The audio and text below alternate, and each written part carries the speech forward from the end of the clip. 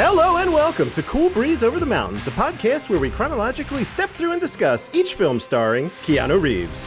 My name is Andrew Gormley, and I am one of your hosts. I am joined on this episode by my co-hosts. She won't give up your name because she doesn't know your name, Whitney Nelson. That's me.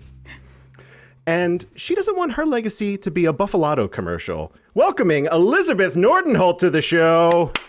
Hello. Wow, welcome. I'm getting applause. This is welcome. great. Welcome. Thank you for joining us. Elizabeth, we always, whenever we have a new guest, what we like to do is kind of get a gauge where you are Keanu-wise, right? Okay. I would love to just hear really quickly, what was like what do you remember as your first Keanu movie memory, right? And then, I don't know if you have off the top of your head like a top 3 Keanu films that you like or have seen recently. Just, anything you could give us there. Yeah. I am currently Googling Keanu Reeves IMDb webpage because good. I can't emphasize enough how terrible at like actors' names and faces are. So it's entirely possible I've seen him in movies and I didn't realize it was him because I'm just that bad at it. I'm almost certain he was in Ace Ventura. Okay. I can't read. Never mind. I was like, he was in Ace Ventura? No, he was in a movie called Act of Vengeance. Those are two different things. Right. That would have been wild. That's right. He was in Dangerous Liaisons. Okay. Definitely, I think the first thing I saw him in was The Matrix. I don't think that's super unusual. No, that's right on par. I was probably either too young or too stupid to like really get The Matrix when I saw it. I think that's the only time I've ever seen it. I think I want to say I was like 12 or 13. I was just like, yep. And like it was like after it had already been in the zeitgeist for a while. Like I think Shrek had already come out like parroting like the fighting. So I was like, oh yeah, this is that thing that everyone's making fun of. But I just and I only ever saw the first Matrix. So, You did the right thing. You actually did the right thing. Yeah. That's what I'm told. I'm told I haven't missed much. So I have not bothered to go back and catch up on that particular series. I have actually never seen John Wick, which I feel like everyone has except for me. So, whoops. I'll get to it at some point. I will say I recently watched one of his more recent films, Destination Wedding, which was kind of like this sleeper hit with Winona Ryder. It is excellent. It is like a rom-com featuring 2 terrible people who you kind of want to hate. Yeah. It also has what is both the most realistic and also most awkward sex scene I've probably ever seen committed to cinema. I'm excited for you to get something to look forward to. I'm very excited for you to get to it. It's a genuinely delightful film, and it was also set in Paso Robles on the central coast of California, where I used to live in that area. So I was like, I know where they shot all that. So that was a fun thing for me. I'm going to say that's my only top Keanu film because my other 2 options are the first Matrix, which I barely remember, and then this film, which we'll talk about. Yeah. Oh, we'll talk about it. All right. Well, that's cool. Your approach to this is very much there. It's not colored by a bias of like having a nostalgia for Keanu from like one of the older films. Like for me, it was Bill and Ted. I think for a lot of people, it was Bill and Ted or Point Break. So you're coming in relatively fresh here with like you've seen this, you've seen that, and seen this. So that's cool. That's cool. For a person with a pop culture podcast, I have astoundingly little pop culture knowledge. Right. And we all have blind spots. It's okay. So yeah. Yes, coming in blind here. It's a good way to do it sometimes, I find. All right. Well, we are happy to have you. So thank you for sharing that. Let's get right into this here. Up top, as always, I want to mention you can find the website at coolbreezepod.com. Email us coolbreezepod@gmail.com or hit us up on Twitter at coolbreezepod. If you like what we do, please share the show with as many people as you can. We have seen that kind of an explosion of growth over the past few weeks, and that is maybe quarantine, maybe just people being very generous with their sharing. But thank you regardless of the circumstance. I think between the people hosting right now, it's like a spoil of riches to keep you occupied podcast-wise. So truly dig in. We'll give you all that information at the end of the show, as always. I should also note, and just this is a thing tonight. We are streaming live to both Periscope and Twitch right now, and I have chat open. And this is like a weird thing that I'm going to try to monitor. So I see there's some people watching already. If you're into that, please feel free to add some chat stuff, and we'll try to address that throughout the episode. So, with all that out of the way, Liz, I would love if you could tell us what we're here to talk about today. Well, we're here to talk about a little film called Henry's Crime, which it is about a man named Cameron Henry, and he does do a crime, let me tell you. The Classic. plot synopsis, just cut and dry. After being released from prison for a crime he didn't commit, an ex-con targets the same bank he was sent away for robbing. It's directed by Malcolm Venville, who also directed a film called 44-Inch Chest and a documentaries, Portrait of a Dancer, Sarah Lamb, followed by And We Go Green. Co-starring alongside Keanu are a few people that you may know. Judy Greer, Fisher Stevens, James Caan, Vera Farmiga. I don't know if I said that right. And Bill Duke. Whitney, please tell me, please, for love of God, tell me what critics and audience think about this film. All right.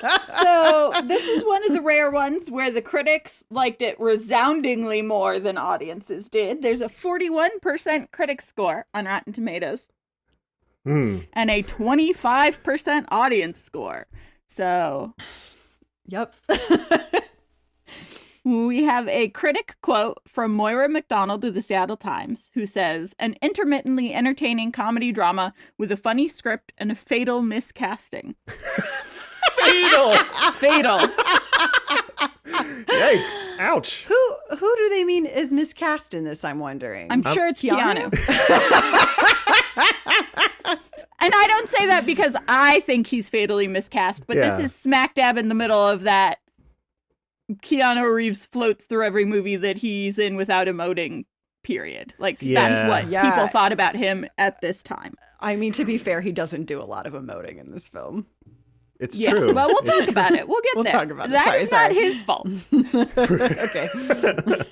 And then we have a user quote from Joe M., who gives it 3.5 out of 5 stars and says, "Endearing, if implausible, heist movie set in Buffalo. Reeves is the anchor of the film, giving a quiet, lovable performance supported by an over-the-top con and an overwrought Farmiga."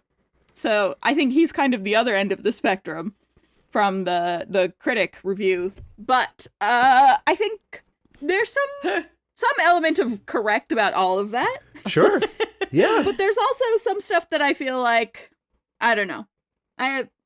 Who's going to start? Andrew, you haven't started in a long time. Someone set this, like, go before me. I want to see how it's done. This is okay. Okay. You haven't started in a long time.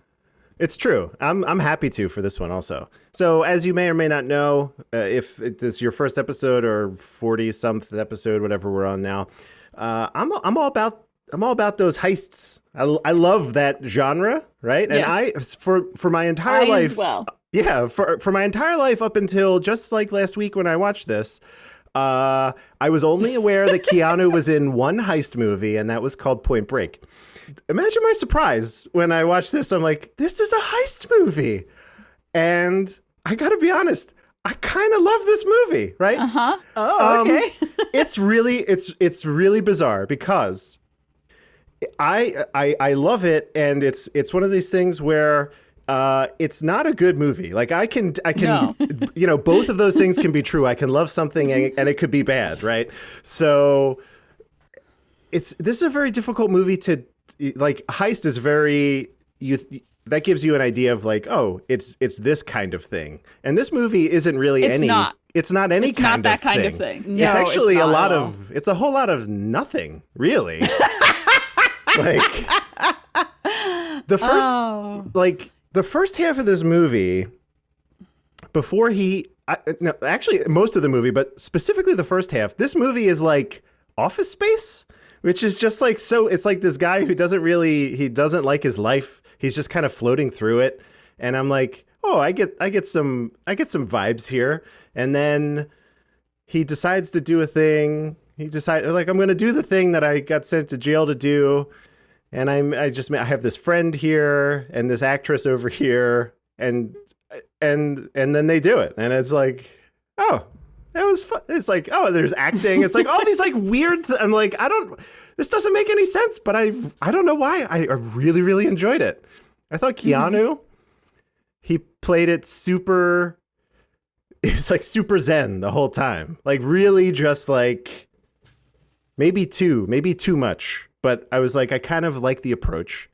I really liked Vera Farmiga's character, how she got into it, right? Like she hits the guy with the car. She She did. got She away could- with it. Yeah. She She committed. acted very hard, but she's also like, this is such a stereotypical role that occasionally it was very cringy for me that she was doing it, but I don't think that's her fault. Right. Yeah. She did what she could, and she's a She- fantastic actress. She put her all into it. Right. I liked it. Like, she made me laugh probably more than anyone else in this movie. I don't know if it was going for a comedy or not, but it was very funny, her performance. James Caan was great, as he tends to be. Judy Greer is always delightful, right? I love her. She's tragically, like, underused in everything. And Yeah. Yes, 100%. it's just so, it's like, give her more to do. She's good. There's not like a ton of character development. Personally, I don't think. I mean, he decides to do something, right? I guess there's that. Yeah. He goes from not deciding to do anything to doing this one thing, and he falls in love along the way. I guess. Fine.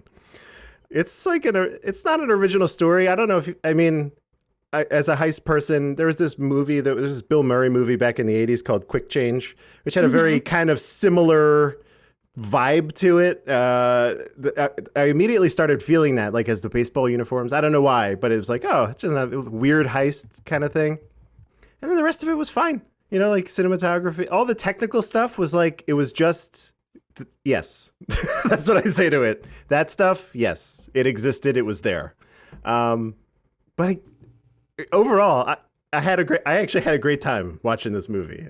And it's very difficult to point to one thing about it that's like a standout, but I think the sum, it's the sum of its parts type situation. Yeah.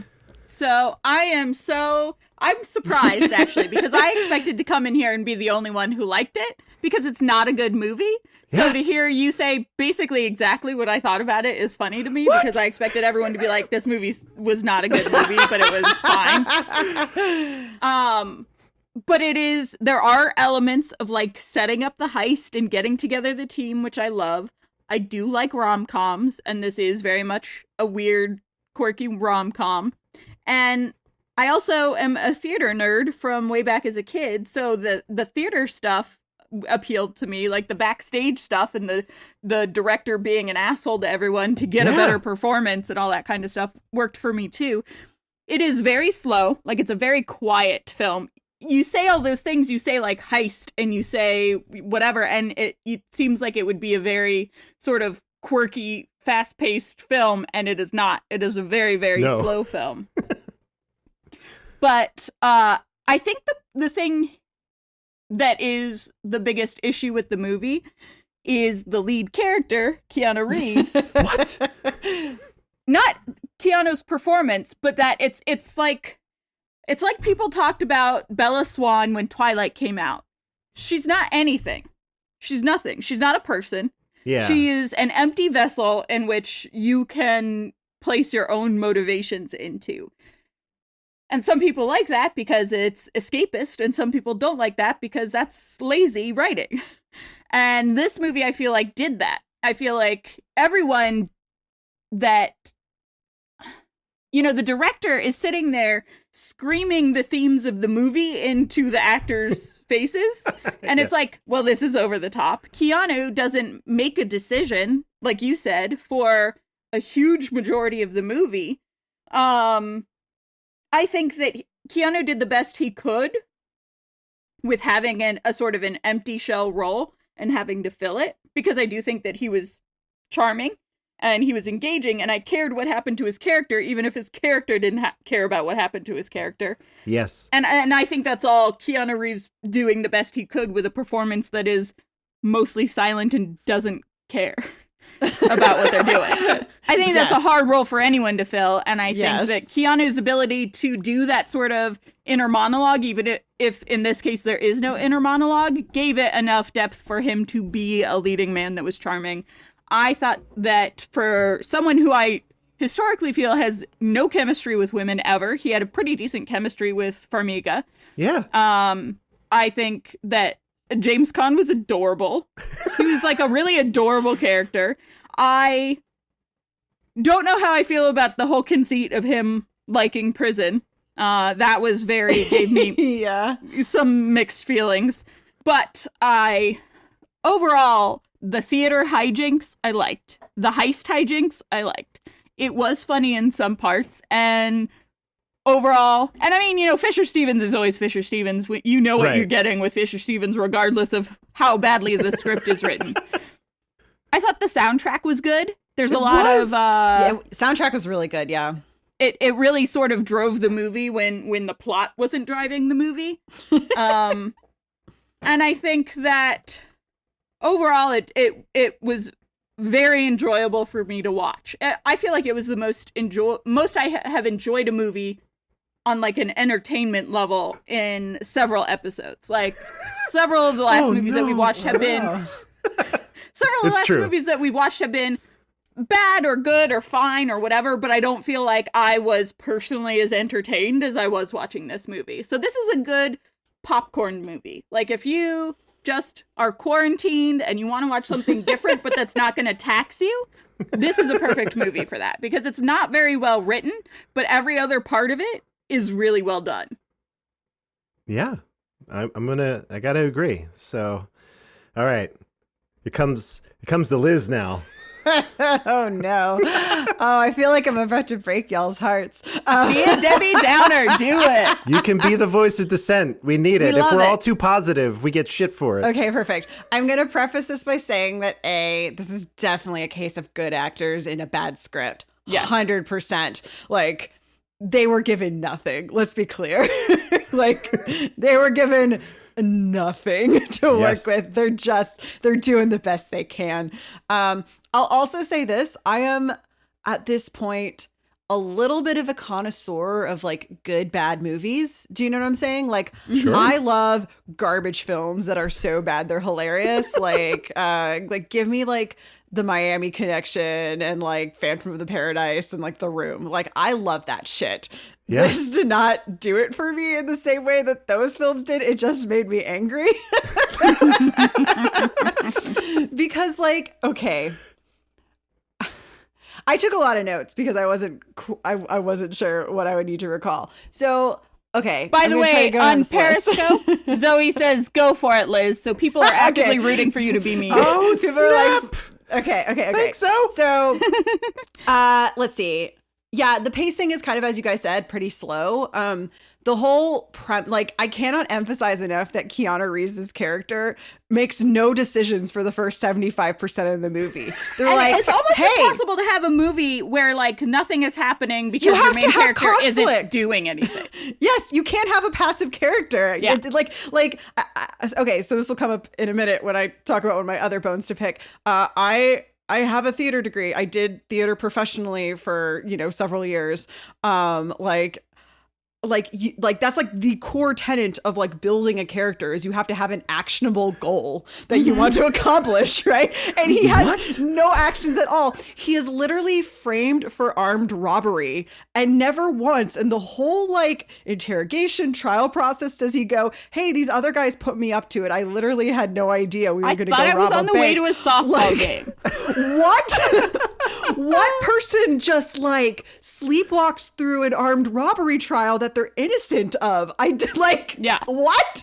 Well, I think that this whole movie would have been different if they had expanded on that one line where he said, "I thought it was a way out." Right. And like, Yeah. If they had spent 45 more seconds saying, "I liked my wife, but I didn't love her anymore. She wanted kids. We have opposite schedules. I hate my job as a toll booth person." And all of a sudden, going to jail seemed like a way I didn't have to deal with any of that. yeah, yes. There's so many like little good nuggets. Like if this script had had like 3 more drafts, it probably could have been pretty good. Do you know what I mean? Like there's good like concepts floating in there, but they just don't expound on any of them. My other thing is the whole reason he decides that he wants to rob this bank that he was framed for robbing is because his friend Max is just like, well, like you already did the time for it, you might as well do the crime. And I'm like, that's not how this works. That's not how you do double jeopardy. Like if you rob a bank and you go to jail for it, and then you go back and rob the same bank, you go to jail again. Right. Like, come on. that's just not how it fucking works. I'm so sorry. Am I allowed to say fuck on this? Yes. I hope Yes. so. Okay. I realized I didn't ask, and I have a potty mouth. I just wanted to be sure.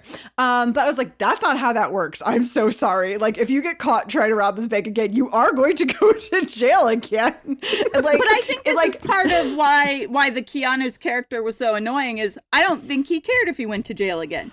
I think you're probably right. Even though he actively said, I don't want to go back to jail. But like, well, and he even gives like Max grief for like wanting to stay in jail. He's like, "Yo, dude, like, what do you mean you want to stay in jail? That's kind of weird." But like, I don't believe that Henry has any wants and desires of his own. At like No, any the point only in this time he film. has any fire or drive in him at all is when he meets a fiery actress who can make decisions for him, essentially. True. Yeah. Yes. Yeah, that's definitely true.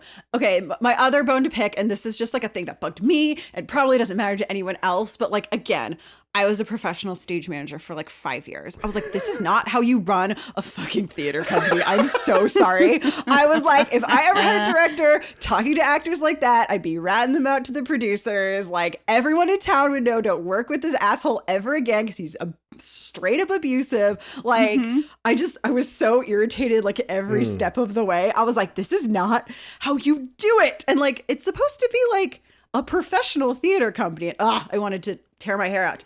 I will say, okay, here's my hypothesis about this film though.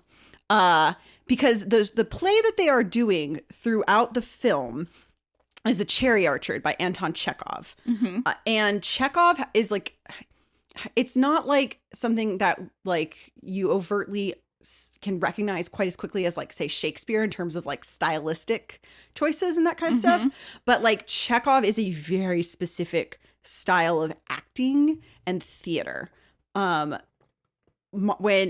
my degree program, everyone in the acting track had to take a whole semester of nothing but Chekhov because there's like, it's like there's these subtleties and stuff in it that like it's just sort of expected. And my theory is because like they start working in like dialogue from The Cherry Orchard into the film.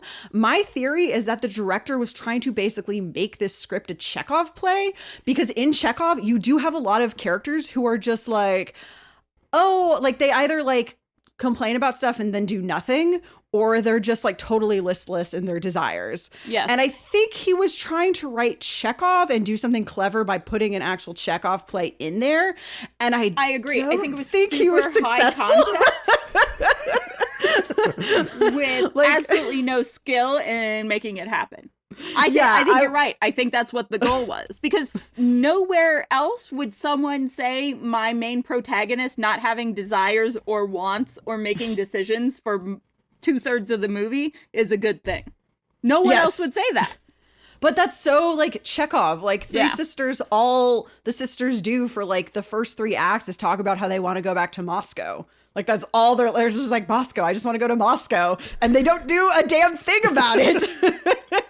You know what I mean? And it's all like this longing for the past and like which is just like what is happening in this film, but like Anton Chekhov executes it much more skillfully. Right. I don't think that anyone involved director in of this writing or film. directing this movie has Chekhov's skill to make it happen. And so you're just sitting there kind of like, this is not a good story. I think I liked it because I like heist stuff and I like theater stuff and I like all of the actors gave a good performance.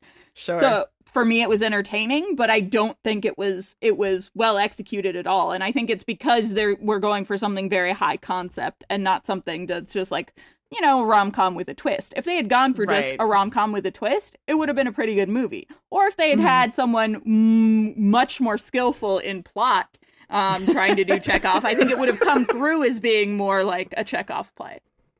Yeah. It like I was like, I can see what you're doing, and you're like, You're I not. get it, but you're not. Yeah, but you're Right. not. I can see what you're not doing. I also this is my last like big bone to pick, where I was just like, by the end of the movie, when they like recruited the guys who framed him in the first place for the heist, I was like, why the fuck you doing that? That's the Yeah. dumbest thing I've ever heard. Like, let's get the guys who framed me for bank robbery to do a bank robbery with me. And then they like, of course, turn on him. I'm like, who could have seen this coming? Yeah. Not literally every other person in the world. Like, Again, super what? easy fix is just him sitting at a bar and saying, I don't know any criminals because I've never been a criminal. The only criminals I know is this guy from high school and his gang that set me up and people who are still in prison. If Yeah. there'd been any kind of conversation and been like, I don't even know how to go find criminals to help me rob a bank, it would have been it would have been funny, Fun. and then it would have made sense why he went back to the only people that he knew, which were the people that let him go to jail for it. Yeah, exactly. Yeah. I think you're right. There's so many things where if they had put in like a 2-minute like conversation or piece of dialogue, I could have bought it. Yeah. There's so But much there's that just- could have been done to make this story work in a way that it just did not. The Yeah. only reason that this plays at all is because of the cast. Yeah, totally. Yeah, I mean, Keanu's doing his best, man. Like, he's doing his best with nothing, and I gotta really applaud him for it. He's good at it. He's good at nothing. He's- He is actually, he's good at He it. is. Yeah, I mean, like, I totally bought that he was that character. Do you know what I mean? Like, I was like, yes, I believe you are a guy with no desires and, like, no opinions of your own, and you want nothing, and you are just a ghost of a man walking around in Buffalo, New York.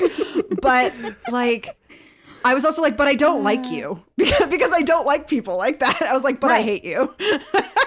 And it's real. I don't know. Like, he was not likable. At least in like Jim Jarmusch stuff, which has a similar vibe to Chekhov stuff, he makes it clear that these aren't people that you're supposed to like. That Right. these are like, it's very slow and it's a lot of people that are listless and directionless, but there's more of a like pity them kind of an element, which was not in this movie. Yeah, there's some sort of commentary on like people who like live in that state. Mm-hmm. They were just Yeah. like, here's your main character. You're supposed to like him for some reason because he's Keanu Reeves, I guess. And I was just like, what? But anyways, I've yelled enough. Those are my feelings. I Well, got I it. will tell you that Zoe in the Periscope chat is rooting you on like a cheerleader. So, Excellent. Perfect. Thank Perfect. you, Zoe. Yeah. I will say this. I know, Liz, that you didn't, just based on your thoughts, you didn't agree with it. But Peter Stormare as that theater director was so good. I mean, like, as an actor. he was great. Not he's as a, always so good. Yeah. yes. He was great. Like, again, this is not like a criticism No, of any no, of no. the actors in their roles. I just like, as someone who spent like a decade of my life trying to make sure rehearsal spaces were like safe and collaborative. Yeah. I was just like, This is not gonna fly. I was like, I'm going to die. I want to like, and let me be clear. Also, everyone in that fucking theater company was wrong in some way. I don't know why they were rehearsing on the stage. You don't move into the stage until like after the set is built. I was like, there are people building the set there. Why are you all rehearsing there? Stop it. That's not safe. There are fucking screws all over that stage because they did a shitty job sweeping up after construction. Like, do you know what I mean? Like, every bit of how they like portrayed the way like a theater works bothered me. And that's that's just a me thing and it's fine and I'll make my peace with it. But it bugged me. But yes, again, everyone, great performances, still bugged me. Both things can be true, right? That's it. There was one other I wanted to bring up just really quickly. He had a small part, but it was the guy who, I'm spacing on his name. I think it's David Costable. I'm butchering that. He was the guy that Keanu ultimately ended up replacing, like in the play. Oh, right, yeah. That guy, he's a great character actor. He's done a lot of TV work. The thing that you would definitely probably instantly recognized him, but couldn't tell from where. Breaking Bad, probably. He was Nope, Gale. I haven't seen Breaking Bad. Oh, okay. Beyond that dude has done, like, if you he's one of those guys, you go to his IMDb, it's like hundreds of credits, Yeah. It's just like, because he just does everything. And he's very good. Even in that small little, he's like, I found something better. I'm going to Broadway, So I like that. He was good. Do we have any other high-level thoughts about Henry's crime? I think we covered it. Pretty good. Yeah, I've yelled enough. I will say, like, near the end, my notes just started being like, I hate this. Oh, yeah. Here's my last note that I took. Henry comes back to tell her to meet him in Moscow, and I hate every bit of this. And also a testament to just how, like, passive about everything Henry is. He literally gets shot in the leg, and it's just like no big deal. He's just like, oh, I got shot in the leg. Weird. I gotta go do act 4 of this play now. You know what, though? Oh, my gosh. Not to get... it's spoilers, whatever.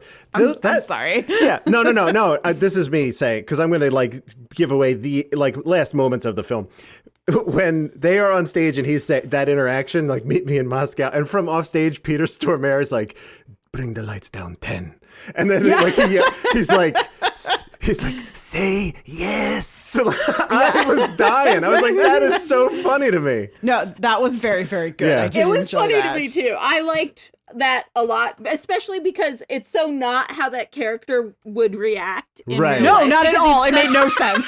a controlling dick the whole time, and he's so abusive and whatever that the second someone went off book, he would be like, I'm shutting this down. I'm pulling the fire alarm. You're ruining my work, blah, blah, blah. Right.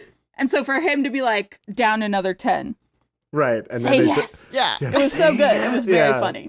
It's and part of it's that accent that he has, because he's just, I mean, like, it's fun. It's great. Like, I'm in. He is pretending to be Russian, which confused me. But I guess only Russians direct Chekhov plays. Yes. Right. It's a rule. Yeah, obviously. So that's those are our thoughts on Henry's crime. Thank you, Zoe, in the chat. And there might have been a couple other people peeking in there saying hi. I think that this brings us to perhaps my favorite part of the show. It does bring us to the best part of the show. We are in for a treat with what comes next because, I'll just let Jack take us away. Pop quiz, asshole. There was a time when I had the need to learn from you. Oh, what the hell do you know?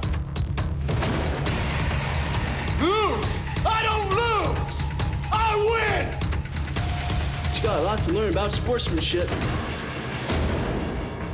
Oh my gosh, Pop Quiz Asshole is our very own Quizzo show where our host asks each of us 3 questions. If one of us gets it wrong, the other has a chance to steal. And if they get it wrong, the other person has a chance to steal if they remember the remaining answer.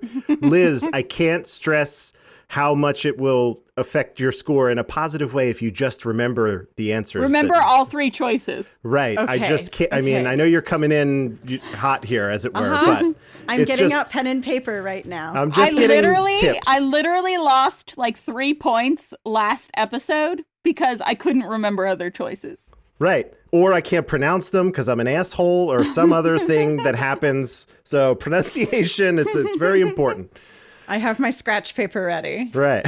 Speaking of points, they're not cumulative. They only determine who wins this episode. So Liz has just as big a chance as coming out as a champion as either Whitney or I. This is all at the whim of our host, who I'd like to introduce right now, Charles Nolan. Hello, everybody. Hello, Charles. It's good Hey, to hear Charles. your voice. It's good to hear all of your voices. I was just in a void of nothingness. and my name was spoken, and here I am. Sounds wild. That's how this works. Just for the podcasts. It Wow. was just as fascinating. He's this very movie his was. origin is very ambiguous. It's I wish I it could seems- conjure hosts to out of change. thin air. Charles just appeared to us one day. It was great. It was great. Sometimes it be like that. Sometimes it do be like that. Charles, I'll let you take it from here. You're doing your thing. Wonderful. Well, let's start off with Pop Quiz Asshole, starting with Liz. Yes. After sentencing Henry, the judge takes a sip from his coffee mug. What color was the mug? Oh my God. God. Was Good it grief. white, blue, or black? I'm going to. Boy, I should have paid closer attention to this film. White. That is incorrect. Steel. Whitney. Was it blue? It was blue. I should have trusted my gut. Unbelievable. The confident steal. After every movie, I'm like, I wrote notes, I watched the whole thing, I got all the themes, I looked at a higher level about what this was really about, and then every time Charles comes around, I'm like, why did I not watch the movie? The Yeah, feeling that's is weird. more than mutual. Well, Whitney, I hope that you watched it, as it's now your question. Yeah. When Julie hits Henry with her car, what car is she driving? Oh my gosh. This is literally the worst question to ask me. Is it a Prius, a Mini Cooper, or a Miata? It's gotta be a Mini Cooper. That is incorrect. Steel. Oh, damn it. Liz beat me to it. Liz, It's a Miata, I believe. that is incorrect. Damn. Steal! Andrew, If I had to guess, I would say it was a Prius. that is correct. Didn't look like a Prius. It's one of those 2010 Priuses. I knew it was too tall to be a Miata. That was the only thing. I remember it being sort of like blocky, but I didn't think it was a Prius. That's interesting. To be fair, I don't know what a Miata looks like. It just didn't look like a Prius to me. It's a short car. Yeah, they're little, like, you look at it and you're like, this is a little Barbie car from the 90s. Oh, okay. Well, now I feel stupid. It's fine. No. Don't feel stupid. No one is stupid. Here at this part. Thanks for putting that spring in my step, Charles. Andrew, I'm ready. if the pattern continues, Liz will successfully steal this question. Max says that Chekhov is his favorite Russian, next to whom? Gagarin, Baryshnikov, or Gorbachev? I'm going to say Gorbachev? That is correct. I actually knew that one because I I knew thought that that one line too. was very funny. I thought that line was very funny. It was very funny. It was good. It was good. All right, back up to the top of the order with Liz. Oh, yeah. What's the name of the bank? So Is strange. it the First Bank of Buffalo, Buffalo Savings Bank, or Savings and Buffalone? Oh, I want it to be the last one. I think it's the second, though. And that, Do you remember that the answer second? was? It's not the first Bank of Buffalo. What was the second one? Buffalo Savings? I'm gonna give it to you. You said Buffalo Savings, and it's Buffalo Savings Bank. I'm gonna say Yeah, it yeah. counts. Ooh, Charles That- is getting is that soft. Is that correct? That's I correct. thought it was okay to say the second one. If someone asked you to pick A, B, or Oh. C That's on a what we pop meant when we quiz, said you say have to B. listen really carefully. Charles has dinged Oh, us deeply. I understand. It's okay. Okay, I Apparently, have to Charles repeat it all likes you back. because we have never gotten such leniency. Right. I just thought it was a reasonable expectation to be like the second one. We all heard what he just said. All right. Whitney. What was Julie doing a commercial for when Henry first saw her? Buffalata. Was it... Well, all right then. You don't even need the choices from me. Just go ahead and interrupt me. Was- Sorry, Charles. I'm bad at Yes, that. Buffalado is correct. The other options were Buffalondro or Buffalo. Oh, okay. Buffalo is pretty good. That's a pretty good pun. Thank you. I was proud of it, and sad that I didn't get to say it, so I had to say it. I'll be honest there. Fair. That's too much. Moving on, Andrew. All right. I'll let you go through all the answers even if I know it, which is not likely. Thank you. When Arnold leaves the show for the West End opportunity, which character is he leaving to play? Is it A, Biff Loman, B, Happy Loman, or C, Willie Loman? Someone is going to steal this off Yeah. me. Someone is. I didn't pay attention enough. Willie Loman? That is correct. God damn. That never I happened. knew that one. I did too. Damn it. I'm the uncultured swine on this podcast. There can be only one. Like, you don't get through a very expensive theater school without reading Death of a Salesman, so. Back up to the top of the round for the final round of regulation questions. Oh, boy. Liz. When Henry and Max approach Joe at the set back in, what team's jersey is he wearing? Fuck me. Is it the Buffalo Bills, the New York Jets, or the Buffalo Sabres? Oh, my God. Oh boy. I'm just gonna say Buffalo Bills. That is incorrect. Yeah, I kind of figured it would be. Steele? Whitney? The Buffalo Sabres? That is correct. Nice. I didn't recognize that one. So I feel like I would have remembered if it was the Jets, and I have no idea what the Bills or the Sabres are. I know jack all about sports. So. Yeah, same. You're in great company. And Charles knows that too. Yeah. The Buffalo Bills are a lackluster football team, and the Buffalo Sabres are a lackluster hockey team, Perfect. Whoa. Buffalo's got it all. except a championship from any professional sport. Oh, Charles Wow. is bringing the heat. Whew. Spicy. Spicy indeed. Whitney, Yes. where does Henry suggest he and Julie meet up after the heist when he tells her he's got to do it on opening night? A, California, B, Belize, or C, Acapulco? California? That is correct. Nice. Nicely done.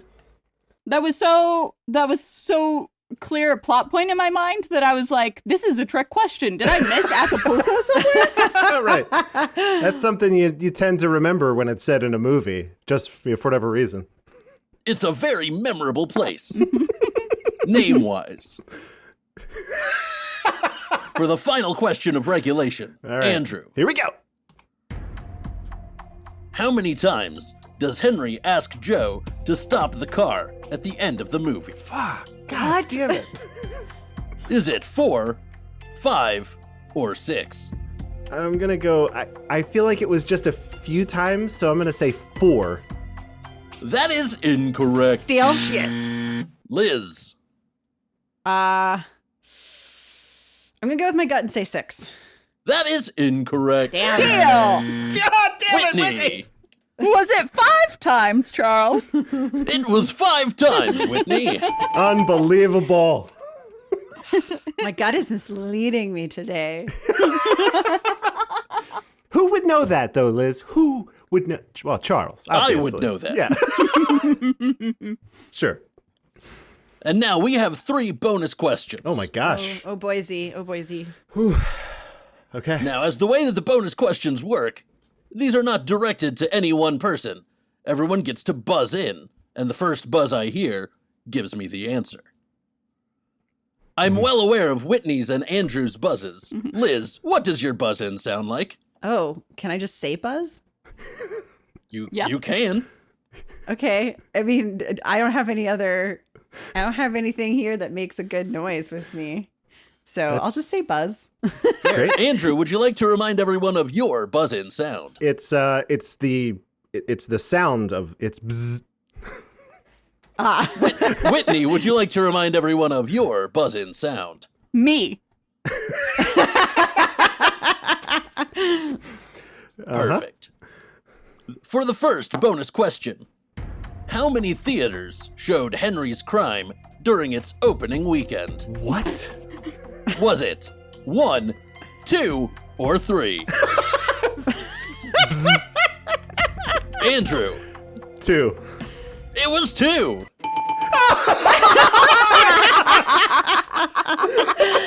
Wow. That's Amazing. That's a big ouch. That's a big ouch. Yes, it is. Boy.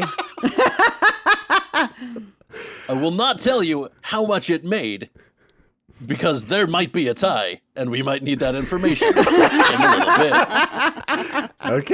Okay. What you're saying, though, what I'm picking up here is there's a reason why before watching this, all of us were like, what the hell is this movie? I've never heard of it before. Yep. Right. That is correct. Right. It didn't even have a chance. Bonus question number 2. One of the armored truck drivers guarantees that he'd put the Bills back in the Super Bowl in how many seasons? Me. God. Is it Whitney? 2? 2 seasons is correct. Oh, nice. Whitney. Very impressive. See, you really I remember watched it. thinking that 2 wasn't very many seasons for anything, but Ain't Yeah. that the truth? The final bonus question and all-around question of Pop Quiz Asshole. When Henry arrives backstage while Eddie is betraying everyone, he says, "Welcome to the party," and calls Henry by a famous actor's last name. Which actor's name was it? Was it Brando, Fonda, or Khan? me? Andrew, Fonda. that is incorrect. Shit. Whitney, I also heard you buzz in. Yeah, was it Brando? It was Brando. Oh my God. So, Well done. after a very Fonda would have been Exciting. funnier, though. Fonda know. would it have been funnier, very though. funny. That's what I'm saying. This movie needed like 3 more drafts. It could have been a really good movie. Just, It had the potential and left it all at the door. I don't know if it was even close to the door, but that's fine. Well, after a very exciting round of Pop Quiz Asshole, I have the winner. With a score of 7 points to 4 points to 1 point. Our episode winner is Whitney Nelson. Excellent! You did it, Whitney. Congratulations. I did it! Oh my god, I love the wind music. Thanks, Bill and Ted. Thank you, Wild Stallions. I'm going to fade that out. I mean, it's pretty great, but It's very good. there's like a minute and a half of it. And I don't Yeah, know we if don't need a minute I and a don't. half. Do we need Yeah, that? I right. mean, maybe we do celebrate when I win. Maybe we celebrate for that long because it happens so infrequently. But you know, I was gonna say, I'm prepared for that to happen in 2022. I hate it. I hate it. Well, Charles, thank you as always for coming in out of the ether, wherever you appear from, to assist us with this task. Thank you so much for summoning me from the ether to assist you with this. This is the highlight of my week, because the rest of my week is a black void of nothingness. Except occasionally, I can log on to Twitter. That is true. At the Nolan on Twitter. At the Nolan. Nowlin. Oh, Boise.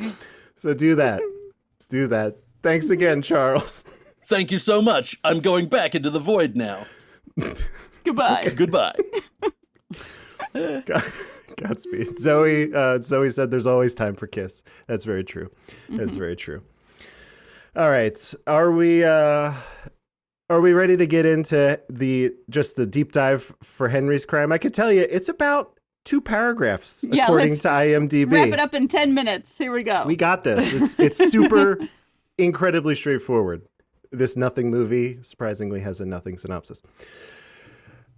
Working the night shift as a toll collector in Buffalo, Henry is a man without ambition, dreams, or purpose. We've discussed this. A man sleepwalking his way through life. No lies detected. Oh, no. His wife, Debbie, that's played by Judy Greer. She is not happy with this. You could say their interaction. She's not very happy. Mm-hmm. I think from their interaction alone, not to interrupt your 10 minutes of plot. I think from their interaction alone and how well they did the unspoken tension and unhappiness shows how good of a movie it could have been. Yes. Yeah, totally. I think the fact that Judy Greer did such a good job, that Keanu Reeves did such a good job, I think that his avoiding the question of having kids and the way that happened and getting in the car to go to the softball game and she knew that's what he was going to say yes to before he even did it. Like, that whole scene, there was so much subtext and it was all executed beautifully, and the rest of the movie could have been like that. Could have, But was not.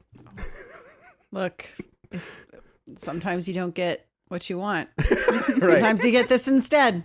Yeah. I'm sure the director wanted it on more than 2 screens, but hey, that's the way the cookie crumbles.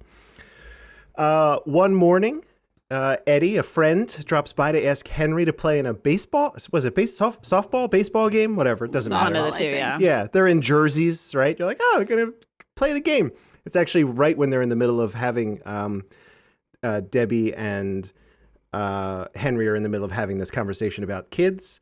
So they're kind of sidetracked. Henry agrees to let's go play some ball to maybe avoid answering this question. As they drive to the game in Henry's car, Eddie asks him to stop at an ATM. But Eddie and the other 2 people that are in the car at the time go to rob the Buffalo Savings Bank. And Henry is arrested. He's the only one of them that is arrested for just sitting in the car, the getaway car. Rather than give up the names of the real culprits, Henry takes the fall and goes to jail for them. He doesn't say anything. He doesn't do anything. He's just kind of going with the flow. There he is celled up with Max. This is played by James Caan. He's a confidence man. I really like that aspect. He's like a confidence man. Mm-hmm. I don't like the term con man. Right. He was good at the confidence, but not so good at the swindling, or however he phrased that. Mm-hmm. Regardless, Max, he's like, he loves being in jail, right? Like, that's where he calls it home. Like, this is me. This is my home. But he also helps plant this idea in Henry's mind, right? About finding purpose, right? About having a dream. And he asks him, what's your dream? And at the time, Henry doesn't have an answer. He doesn't have a purpose. We also find out Debbie decides to divorce him, right? Which is a bummer. Mm-hmm. But he's okay with it, right? He's like, I just want you to be happy. And as Whitney said, it was very clear that they were not in love, right? Or they had fallen out of love by this point for whatever reason. She goes on to marry Joe, who was one of the other bank robbers. Was that? No, he was the guy who was sick. He was throwing up. Right. He was the guy. He was the sub. So he didn't. Yeah, he was going to rob a exactly. bank, but whatever. So it cut to 18 months later. Henry is being released, and he finds his purpose. Having done the time, he decides to do the crime, which makes total sense. I like the holes in that logic are just so profound. Again, I think that this could have played if you showed him not caring that he lost his wife to the guy who vomited in his yard. If Right. you show him not wanting, like if there was a conversation of, well, I hated the toll booth, but I don't know Sure. what else I want to do.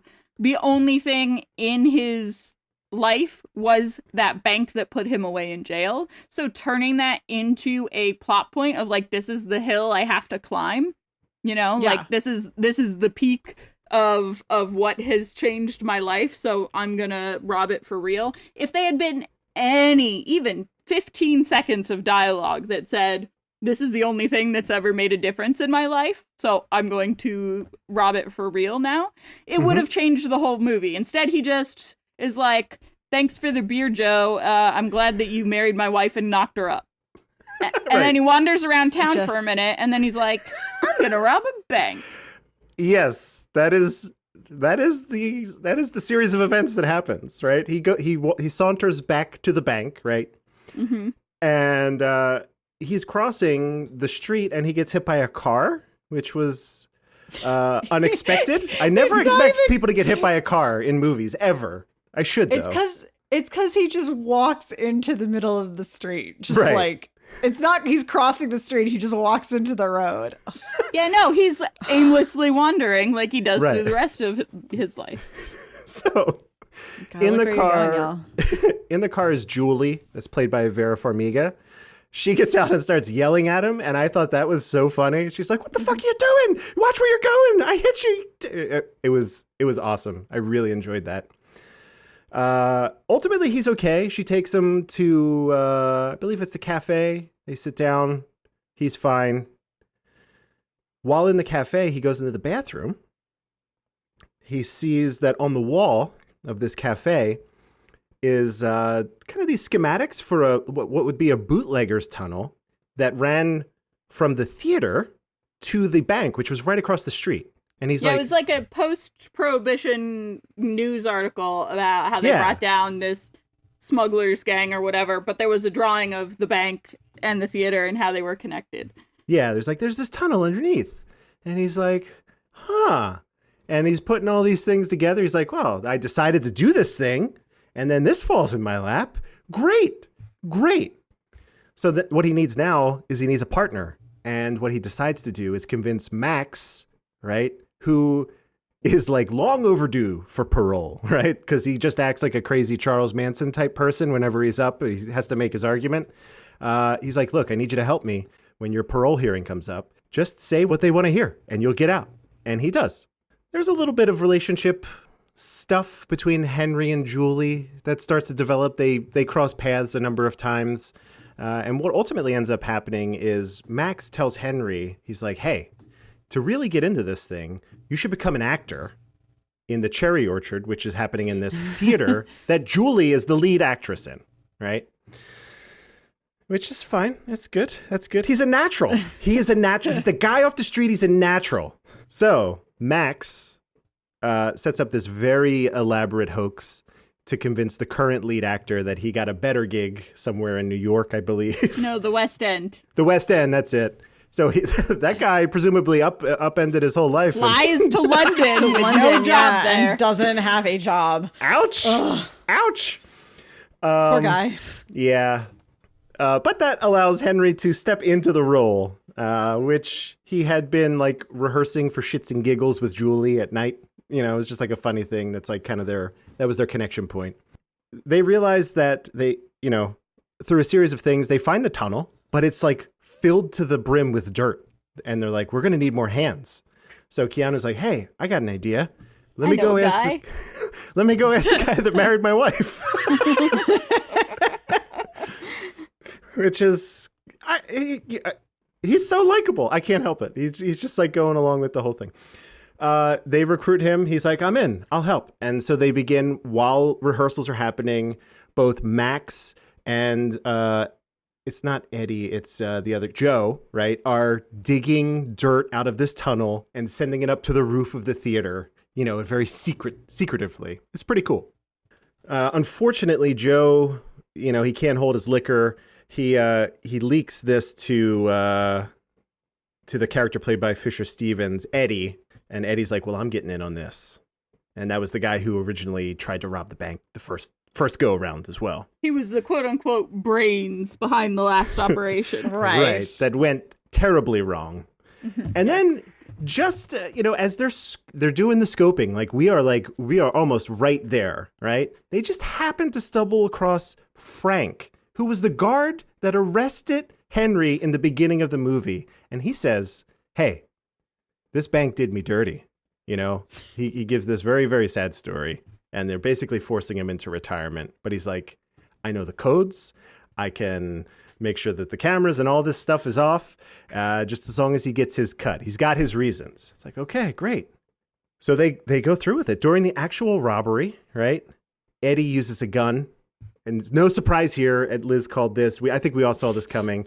Eddie, the original heister, was like, I'm taking all the money for myself, suckers. Yeah. But he's like, overpowered. This is my job now that it's done. Right. And I'm like, I hope this isn't how this movie ends. I wouldn't have liked it if that's how it ended. That would have been shitty. But I would have. He's ultimately overpowered by Max and Joe down there, and he's left behind in the vault. As the three are making their escape, right? Henry says, he's having second thoughts. He's like, stop the car. Henry wishes Max well. Henry returns to Julie to finish the play, but ultimately also like derail it in a weird way. Well, the play is like done, essentially. Yeah. It's like the last lines of the play, and he runs through the audience and jumps on stage, and he's like, meet me in Moscow. And everyone is like, what is happening? This is not a thing. Except for the part where everyone then stands up and starts like yelling at her to say like that she'd go to Moscow. I was like, what is happening? Go to Moscow! It's like, no, there's no audience participation. Go with them, girl. It made me so upset, y'all. Just so upset. That's where it ends. They are less than an inch apart. Their faces are less than an inch apart. They are not kissing, but I think, correct me if I'm wrong, I believe the last words are, oh, fuck, Henry. I think that's it. And then it cuts to black and we get credits. Mm-hmm. That's the movie. That's it. That's it. There's a tunnel. They dig the tunnel. They do the job. And, everybody goes about their day. Mm-hmm. The pacing in this movie is so disjointed. Mm-hmm. I was starting to get really into it in the last 20 minutes. Do you know what I mean? Yeah. Last 20 minutes, it's now we're cooking, and then they're like, last now 20 we're done. minutes are when Keanu makes decisions. I know. Yeah. The second that he does something because he wants to do it and not because of some other outside influence, the movie picks up immediately. Yeah. Let me ask both of you this, being theater people. What did you think of when Keanu turned it on, as in acting in an acting situation, right? He's an actor in this movie, acting as an actor on stage. Which I think of his Chekhov performance, basically, in the film. I don't want it to be that harsh, but are you talking about when he was playing the role or when he got up on stage and was like, come away with me? Which one? When he was playing the role as written, right? Like the Chekhov role as written. There was a perceived, to me, and again, not being familiar with the source material, I was like, oh, so there was for me, there was a switch that flipped. I was like, this is better, right? This is this is Keanu plus 5, right? You know what I'm saying? Did either of you pick up on that also, or is it just me? He was definitely making decidedly different acting choices when he was in the Chekhov play. They kept being he's a natural at it. I think to me, it felt like he was still playing at that. He's not a great actor. Yeah. But it felt like a choice that Keanu, the actor, was making of this guy's never acted before. He's not going to be great. But he was still distinguishing the two characters. Mm-hmm. And so that actually worked for me a lot. Yeah. Cool. Yeah. Do you feel that way too, Whitney? I feel that's about exactly right? that way. It was definitely, it worked for me. I think that he did a good job with delineating the two and having the guy on stage not necessarily know the ropes of being on stage, but not be bad at it. Yeah, that's it. Yeah, that's interesting. We know his history in real life is also, I don't know about this period of his acting career, but certainly earlier on, he did do a lot of stage performing, like Shakespeare and stuff like that, in Canada, I believe. So yeah, that sounds right. Yeah, so it's kind of it was just kind of cool to see. It's like, oh, that was Henry, but this is a new guy, and it's just in the span of a second. Pretty neat. So, Whitney, do you ultimately recommend this film as something someone's like, hey? Should I watch Henry's Crime? Yes. All right. Look at this.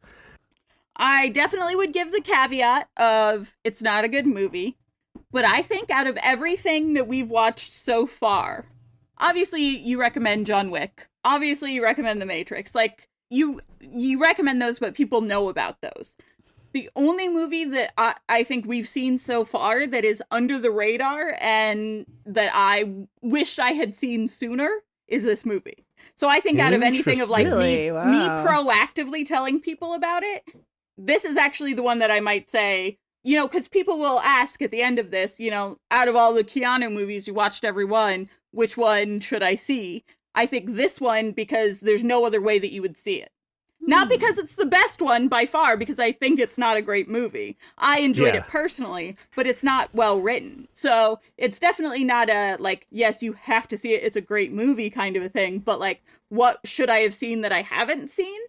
I think this is top of the list so far. Interesting. Wow. I think all the other movies that we haven't heard about, when we're like, I have no idea what this movie is, have been middling at best. Or bad. Good. I was going to say middling is generous for some of them. This one was fun, and I had no idea it existed. That's great. That's great. Not to bury the lead, I would also recommend seeing this film for most of those same reasons. Not so much the obscurity, just you know, it was fun. If you like these actors, you'll probably like this movie. It's a lot like it. It's not exactly like our last movie, Pippa Lee, but similarly, where it's like the story was like, but the performances were astounding. So that's kind of, this one I had more fun with than Pippa Lee, though. So that means that ranks highly for me. If I laugh, I have fun, I'm gonna recommend the film. This is a perfect movie for like a sick day or quarantine or whatever, when you're like, my brain can't handle any new information, but I want to be entertained. So Liz, no pressure. Yeah. Would you recommend someone watch this movie? No, I wouldn't. And I'm hold on, I'm checking something. Oh, it does. Interesting. So my partner Brad has this theory that on IMDb there's like a threshold where a movie is unwatchable. If it's if it's above a certain number, it's obviously great, right? Yeah. But if there's a certain number where if like it's below it, it turns into so bad that it becomes good, like it doubles back around on itself. Do you know what I mean? Yeah. Oh yeah, I wanted we to love this so bad it's good here. Yeah. Oh, like I said, those are my bread and butter. And I'm basing this decision based on like my group of friends where we are always like, let's watch some like really terrible 80s film or whatever. Like, let's watch a terrible movie together. I'm basing it on like, would we have fun watching this together? And the answer is no. Right. We would not. It's like bad in ways that just make me angry, not in ways that I find absurd. It is rated 6.0 on IMDb, which I think is like, I can't remember the exact numbers. I want to say it's like below a 3 and above a 7 is like the watchable territory based on my partner's like parameters, and anything in between there, like, don't bother. Interesting. But Okay. I can't remember the exact numbers he uses, but it might fall in there. I'm not sure. But yeah, I don't know. Like it it didn't have like the components of like a rom-com that I like or a heist that I like. And the pacing is so slow that like I was honestly just bored a lot of the time. And it was like boredom was interspersed with like bouts of rage, being like, why are you making these choices? Why are you making no choices? So that's gonna be a no from me. Fair. Boredom with spouts of rage. Let's put it on the cover of the box. You can quote me on that. Yeah. So given that, that has all been logged. Whitney, where are you putting this on your Keanu ranking, I wonder? I'm putting it at number 15. I'm putting it below The Lake House, but above Chain Reaction. Interesting. I'm going 17, which is below the lake house and above a scanner darkly. Yeah, on the upper side of good, on the upper side of the middle, right? Upper middle. Right. as Yeah. it No, were. we've watched how many movies? We've watched 46. So Yep. yeah. Upper side of middling. Good. Upper side of middling. There Upper it side is. of middle. So, Liz, based on your current Keanu, based on the ones you've seen, I'm assuming last. Yeah. Okay, good. I think my Keanu ranking is now at a total of 3 films. So it's going to be at the bottom. 3 out Okay. of 3. Okay. 3, yeah. Perfect. So, yeah. Perfect. Love it. Let's talk next week. Whitney will be walking us through another movie that I assume maybe only played on 2 screens because I never heard of it. It's called Generation So I'm assuming that you haven't seen this, Whitney. I have not seen it, nor have I heard of it until now. I have now. It actually auto-played when I walked into the kitchen to get a drink through the credits of this movie. Yeah. And then it started auto-playing, so I saw maybe the first 5 seconds of Generation just today. That's... Well, there you go. Right. You have an advantage. We have to account for that for pop quiz next week. You've technically seen it twice. No, I've never seen this. I've never heard of it. I don't even know any of the actors in it. So, cautiously optimistic as always. But I am almost always optimistic. This time, I am not optimistic, and I blame those first 5 seconds. oh no! God damn it! Wow. Boy. All right. Well, I guess next week we'll get into that. Yeah, well, I'll find out, won't we? We'll see. Yeah, I'll have to watch more of it to see if my first judgment. They say don't judge a book by its cover. Maybe don't judge a movie by the first 5 seconds. Right. But if they were really bad, I mean, I don't know. I mean, they weren't like gouge my eyes out bad. Boy, what would a movie have to do in 5 seconds to make you want to gouge your eyes out? I don't know, but it'd probably be pretty severe.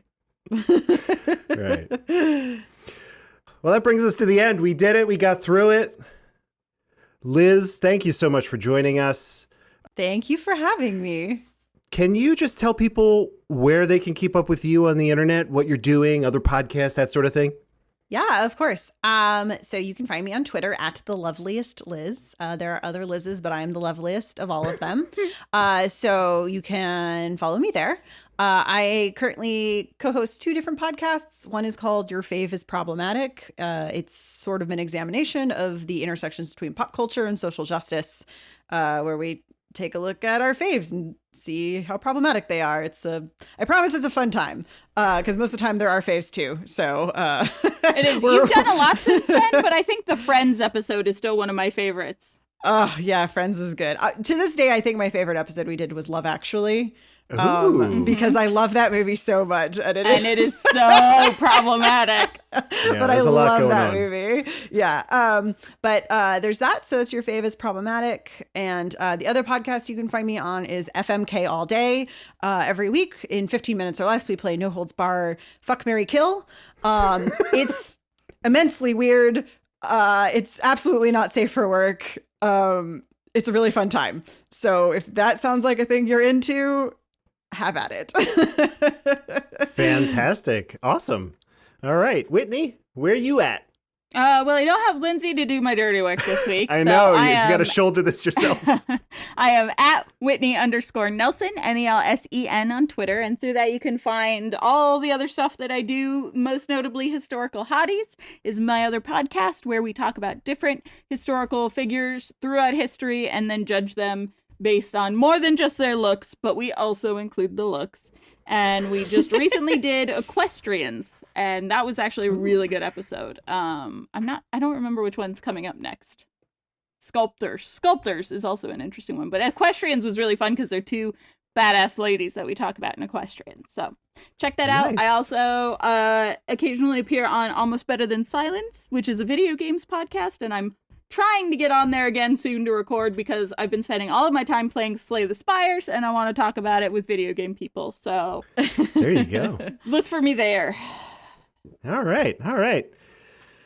You can find me most places on the internet at Dark Driving. Twitter, Instagram are the two best places. I post infrequently, but there. And check me out over on YouTube at The Primary Storyline, where I am teaching video editing. And we do this live, so it's a very collaborative thing. People ask questions, I answer them to the best of my ability. It's great for the quarantine when you can't go ask someone an actual question. We have to do this thing digitally. So a lot of fun. You know, considering we're all contained in our Housebound. houses. Yeah. Yep. Thank you, listening and commenting audience, too. I saw you. I'll be better about calling out the funny things that you're saying the whole time. So, Zoe, you're the real MVP. MVP. Thanks for having my back, Zoe. She was fiercely on your side. Excellent. Yeah, I wish I had the Periscope open so I could have read the stuff. So thanks, Zoe. You're the best. So, with that, thank you all for joining us. And in the words of Bill S. Preston and Ted Theodore Logan, be excellent to each other and party on, dudes.